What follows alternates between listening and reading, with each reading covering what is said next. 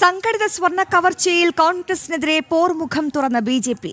India's സഖ്യത്തിനെതിരെ ചോദ്യങ്ങളുമായി BJP. സംസ്ഥാന അധ്യക്ഷൻ രാജീവ് ചന്ദ്രശേഖർ. സോണിയാഗാന്ധി എന്തിനെ പോറ്റിയെ കണ്ടെന്നും സംഘടിത കവർച്ചയിൽ കോൺഗ്രസിന്റെ പങ്കിൽ സോണിയ മറുപടി പറയണമെന്നും രാജീവ് ചന്ദ്രശേഖർ ആവശ്യപ്പെട്ടു. വിവരങ്ങളുമായി എം.എസ്. വീണ ചേരുന്നുണ്ട്. വീണ, സുപ്രധാന ചോദ്യങ്ങളാണ് ബി.ജെ.പി.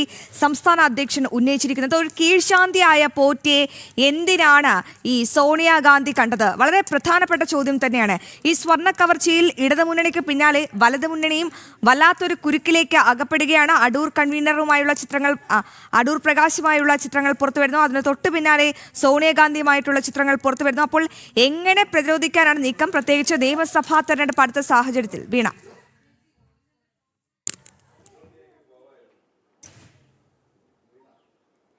അശ്വതി, അല്പസമയങ്ങൾക്ക് മുമ്പാണ് ബി.ജെ.പി. സംസ്ഥാന അധ്യക്ഷൻ രാജീവ് ചന്ദ്രശേഖർ മാധ്യമങ്ങളെ കണ്ടത്. CPM-ന് കടുത്ത പ്രതിരോധം തീർക്കുന്നതാണ് ശബരിമല സ്വർണ്ണ കവർച്ചാ കേസ്. ആ കേസുമായി ബന്ധപ്പെട്ട് അറസ്റ്റിലായവരൊക്കെ പാർട്ടിക്ക് വേണ്ടവരാണ്, പാർട്ടിയുടെ പ്രിയപ്പെട്ട സഖാക്കളാണ്. തൊട്ട് പിന്നാലെ തന്നെയാണ് ഈ കേസുമായി ബന്ധപ്പെട്ട് അടൂരുമായിട്ടുള്ള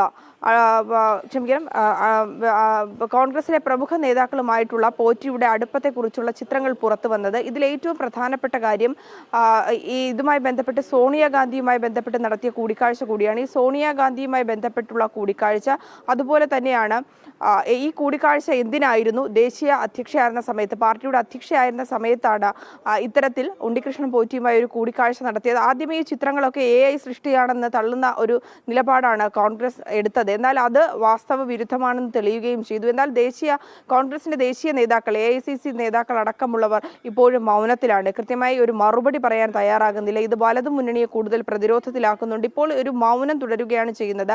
എന്തടിസ്ഥാനത്തിലാണ് ഉണ്ണികൃഷ്ണൻ പോറ്റിയെ കണ്ടത്? ദേശീയ അധ്യക്ഷയൊക്കെ കാണണമെങ്കിൽ അതുമായി ബന്ധപ്പെട്ട് കോൺഗ്രസിലെ നേതാക്കളുമായി അത്തരത്തിലുള്ളൊരു അടുപ്പം ഉണ്ണികൃഷ്ണൻ പോറ്റിക്ക് ഉണ്ടായിരുന്നില്ലേ? അത്തരത്തിലൊരു അടുപ്പം സൂക്ഷിക്കുന്ന ആളാണെങ്കിൽ ഇതുമായി ബന്ധപ്പെട്ട ശബരിമലയിലെ സ്വർണ്ണ കവർച്ചയുമായി ബന്ധപ്പെട്ടുള്ള വിവരങ്ങൾ ആ നേതാക്കൾക്കും അറിയില്ലേ എന്നുള്ള സംശയങ്ങൾ കൂടി നിലനിൽക്കുകയാണ്. സോണിയാഗാന്ധിയും മറ്റ് നേതാക്കളുമായിട്ടുള്ള ഈ കൂടിക്കാഴ്ചയിലെ ചിത്രം പുറത്തു വന്നിരുന്നു. ആ ചിത്രമടക്കം അദ്ദേഹം വാർത്താ സമ്മേളനത്തിൽ കാണിച്ചുകൊണ്ട് തന്നെയാണ് രാജീവ് ചന്ദ്രശേഖർ കൃത്യമായിട്ടുള്ള ചോദ്യങ്ങൾ ഉയർത്തിയിരിക്കുന്നത്.